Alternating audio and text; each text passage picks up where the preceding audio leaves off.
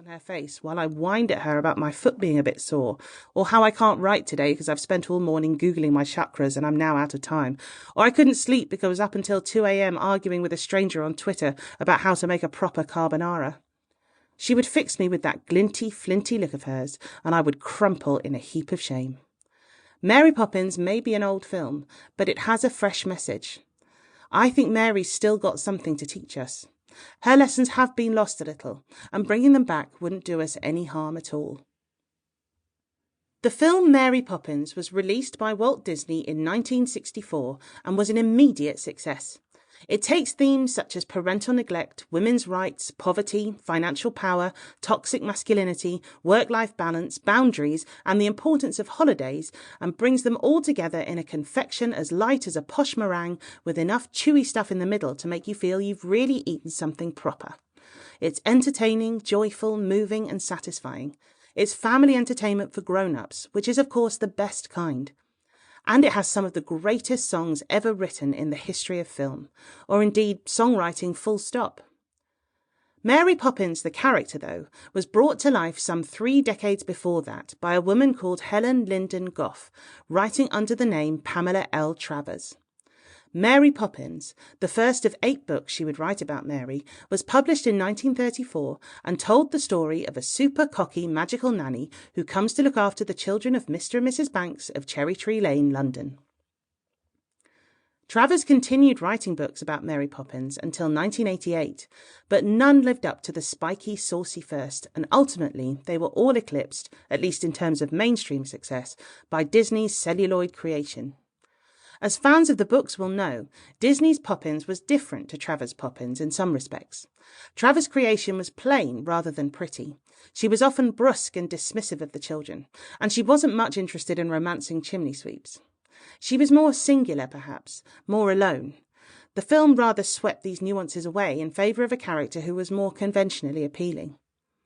Although it is sad to lose a little of the original vision of the author and creator, it also shows the power of the genius of Disney. He didn't take on Mary Poppins out of some cynical money-making exploitation of the work of another. He loved the books as much as his 2 daughters did. Disney's desire to make the movie of Mary Poppins was first ignited around Christmas of 1944, when he heard 11-year-old Diane laughing with joy at the original 1934 book. She begged her father to get the rights for his animation company. He tried and tried. For the best part of 20 years, Disney pursued Travers, but she wouldn't budge. Until finally, in 1959, she changed her mind. Or had it changed for her by a new American lawyer and an offer she couldn't refuse. $100,000 was on the table, plus a percentage of the profits. At this point, Travers was feeling hard up and worried about the future. She signed the deal. By the time the film finally came out, Diane Disney was in her 30s. Did Travers regret it? Probably. It was certainly bittersweet for her, though she enjoyed the lifetime financial security it brought her. The pre-production, filming and release of Mary Poppins were all fraught with tension, as Travers tried to keep control of her creation. She had script approval as part of the deal and was determined it would not become a cartoon. Travers and Disney had what she later described as an uneasy wedlock.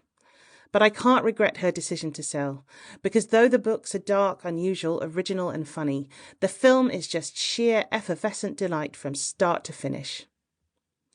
It was Julie Andrews' first Hollywood film, and it won her an Oscar.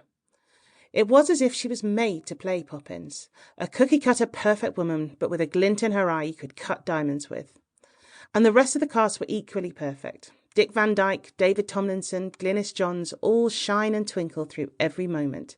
It's a Sunday afternoon film for the ages. It will get you through any rainy day, or in my experience, any hangover. Disney was rightly proud of his creation. He used cutting-edge technology, including special cameras of his own design and manufacture, to make the sequences involving a mix of live action and animation, splicing film between painted pieces of glass and then refilming them as composite plates. Nobody else in the world had access to anything similar because Disney had invented it himself. In her autobiography Homework, Julie Andrews writes of the difficulty in filming in a medium that was new to everyone. They would rehearse the dance sequences for songs like Step in Time for hours in a baking hot marquee on the Disney lot at Burbank, California, unaware that they would ultimately be seen to be dancing on staircases.